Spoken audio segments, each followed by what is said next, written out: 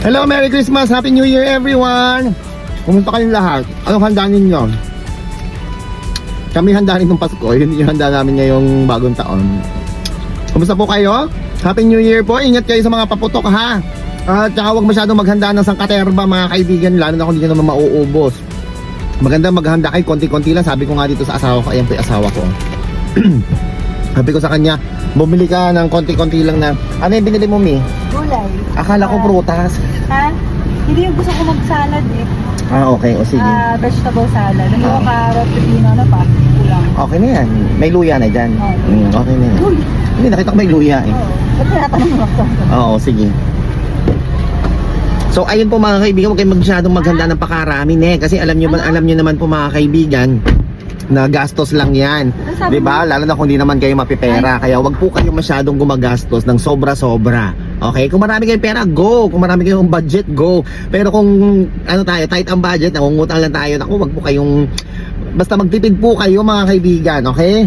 Tapos, nga pala, may nag-chat sa atin si Joshua Cordoba. Hello sa Joshua Cordoba. Kumusta ka? Nagtatanong siya kung pwede daw ba magbayad dyan ng G-Loan kasi meron akong video na nagbayad ako ng G-Loan sa Pera Hub, no? So tinatanong niya kung pwede mo nagbayad dyan. Sabi ko, syempre malamang nagbayad nga ako, di pwede. Pero alam niyo ba, pwede kayo magbayad ng inyong G-Loan amount due kasi nawala daw yung kanyang cellphone yata o SIM card yung nawala sa kanya o nawalan siya ng access. Guys, pwede kayo magbayad ng inyong G-Loan amount due sa Bayad Center. Sabihin nyo lang po doon sa bayad sa teller, sa cashier, na magbabayad kayo ng inyong G-Loan amount due. Kung hindi nila alam yung G-Loan amount due o G-Loan, mas kilala nila yung Fuse Lending. Yan ha, tandaan nyo po yun ha, Fuse Lending. Yan, kung pwede kayo magbayad ng inyong Fuse, ng inyong amount due sa Fuse Lending. Tapos ang kailangan nyo lang doon ay yung GCash registered mobile number ninyo nung kayo doon sa inyong GCash na G-Loan ninyo. Okay? Pwede rin kayo magbayad pwede rin kayo magbayad sa BDO, o di ba? Pwede rin magbayad sa over the counter sa BDO ha. Pwede rin kayo magbayad ng inyong mga G-Loan sa BDO naman ang kailangan nyo GCash registered mobile number. I-ready nyo na din po yung inyong yung loan account ID. Sa Metro Bank at sa BPI, pwede rin, alam ko pwede rin magbayad. Fuse Lending po yung pagbabayaran ninyo, hindi G-Loan ha. Kasi hindi naman yan, kumbaga yung G-Loan brand name po yun, pero yung company na pinag-utangan natin, hindi naman G-Loan eh. Fuse Lending. Okay, pwede kayo magbayad sa Metro Bank, sa BPI. Yan, Fuse Lending po yung babayaran niyo. Pero make sure na dala niyo po yung inyong o alam po ninyo yung loan account ID. Saan niyo po makukuha yung loan account ID? Doon po sa Welcome G-Loan. Yung nung kayo po yung nag-loan, may nag-email po sa inyo ng disbursement, G-Loan disbursement account amount, email.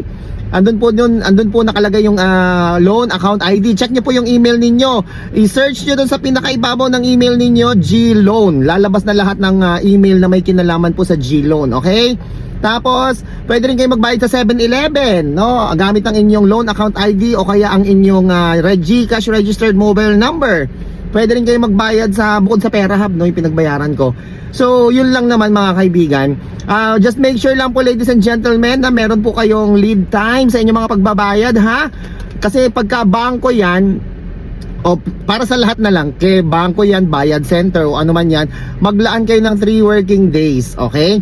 O kaya naman, expect ninyo na pag nagbayad po kayo ngayon, hindi pa po yan, anong tawag doon? Hindi pa po yan updated, ba tawag doon? Posted, ayun, hindi pa siya posted. So ang mangyayari po niyan, pag nagbayad kayo ngayon, tapos ngayon ay holiday, hindi yan mapopost ngayon, hindi rin siya mapopost bukas. Mapopost yan kapag ka 3 working days. So kailan ang working days natin? So January 5 pa. So 5, 6, 7. Sa January 7 pa yung mapopost, no? So hindi counted sa bilang yung mga Saturday, Sunday, at saka yung mga holidays. Okay? So pwede ka magbayad, no? At saka siya nga pala, sabi mo nawalan ka ng phone o nawalan ka ng SIM, tumawag ka na ngayon sa 2882 gamit ang iyong Globe o TM mobile number.